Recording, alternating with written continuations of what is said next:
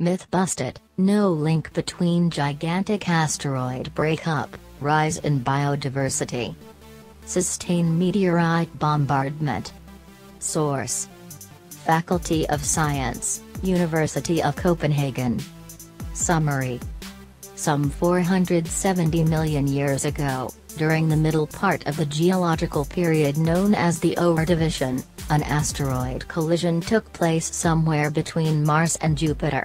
The collision caused an explosion that sent a cascade of meteorites towards Earth. Some 470 million years ago, during the middle part of the geological period known as the Ordovician, an asteroid collision took place somewhere between Mars and Jupiter. The collision caused an explosion that sent a cascade of meteorites towards Earth.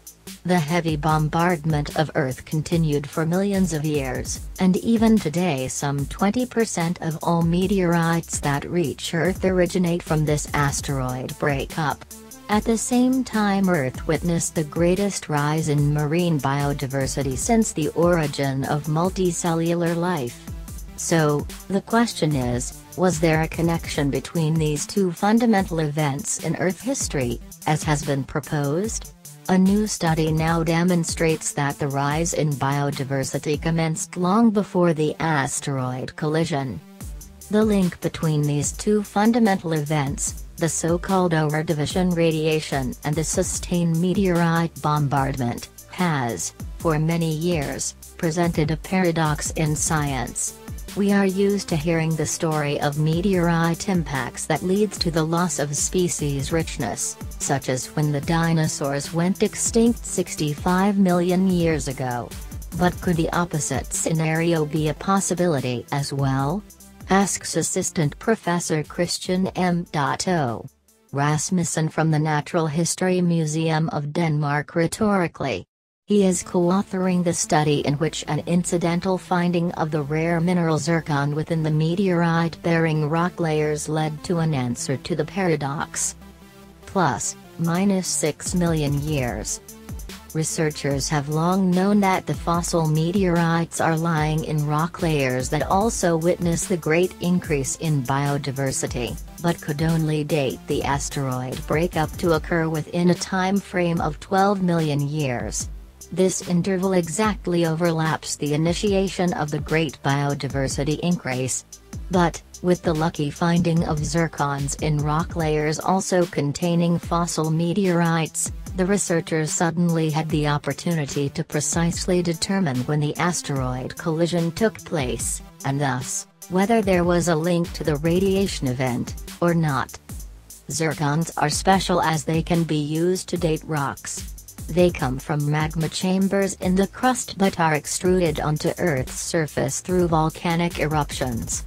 Thus, if you find zircons in the rock record, you can date these zircons and thus get an age for when this eruption took place.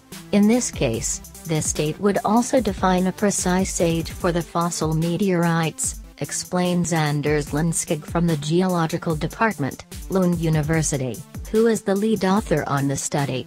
He was the one who recovered the zircons when studying the rock layers containing the fossil meteorites and subsequently sent them to the Natural History Museum of Denmark, which has the facilities and experience to conduct high-precision dating of rocks. Calculating the age of the zircons.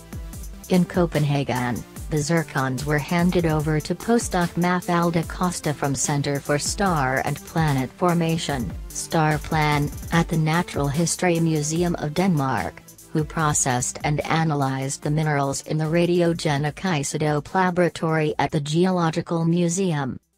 Mafalda Costa explains. Zircons occur in a wide variety of rocks, including in ash layers associated with volcanic eruptions. The determination of the age of these crystals is based on the natural radioactivity of uranium, which is incorporated in the mineral upon crystallization, and that from that moment until today, at a known rate, has been spontaneously decaying to lead. We measure the amount of uranium and lead present in the zircons, and from that it is possible to calculate an age that pinpoints the time when they erupted on the surface. In this case, on the same surface that also contained meteorites originating from the asteroid breakup. In this way, we could precisely define the age of the fossil meteorites, explains Mafalda Costa, and adds. From other isotope analyses of minerals found in the fossil meteorites, it had been previously estimated how much time the meteorites spent in space before reaching Earth. Hitherto it was not precisely known when this happened. With our new zircon age, we can determine that the rise in biodiversity occurred 2.5 million years prior to the asteroid breakup took place. This new study, which has just been published in the journal Nature Communications, therefore demonstrates that there is no link between the Ordovician rise in biodiversity and the asteroid breakup. Thus, some other driver must have facilitated the Ordovician radiation. When you back it up and you drop it down low.